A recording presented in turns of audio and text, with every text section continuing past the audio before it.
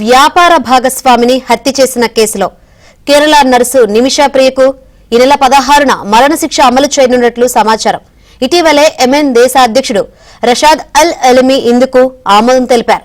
ఈ విషయాన్ని కేరళలోని నిమిషా కుటుంబీకులకు ఎమెన్ జైలు అధికారులు తెలియజేశారు. అయితే నిమిషా ప్రియను కాపాడేందుకు ప్రభుత్వం సహాయ సహకారాలు అందిస్తోందని భారత విదేశాంగ శాఖ ఇటీవల పేర్కొన్న నేపథ్యంలోనే ఈ పరిణామం జరిగింది.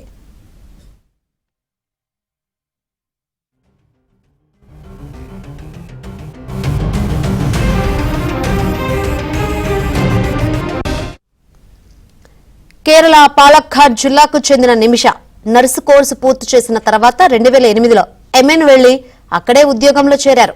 2011లో వివాహం చేసుకున్న ఆమె అక్కడే ఓ క్లినిక్ తెరవాలనుకున్నారు. ఆ దేశ నిబంధనల ప్రకారం స్థానిక తలాల్ అదీబ్ మహదీ అనే వ్యక్తిని నిమిషా థామస్ జంట తమ వ్యాపార భాగస్వామిగా చేసుకున్నారు. అల్ అమన్ మెడికల్ కౌన్సిల్ సెంటర్ ను ప్రారంభించారు.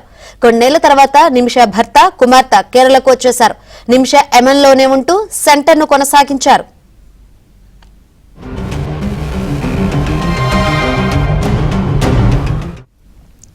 ఈ సమయంలో మొహదీ నిమిషను తన భార్యగా పేర్కొంటూ వేధింపులకు గురిచేస్తూ ఆమె పాస్పోర్టు లాక్కున్నాడు. అతడిపై 2016లో నిమిష పోలీసులకు ఫిర్యాదు చేసినా వారు పట్టించుకోలేదు. చివరకు 2017లో మెహదీకి మత్తుమందు ఇచ్చి అతడి వద్ద ఉన్న తన పాస్పోర్టును స్వాధీనం చేసుకోవాలని ఆమె భావించింది. మోతాదు ఎక్కువ అవడంతో అతడు చనిపోయాడు. ఆ తర్వాత నిమిష మృతదేహాన్ని ఓ వాటర్ ట్యాంక్ లో పడేసింది.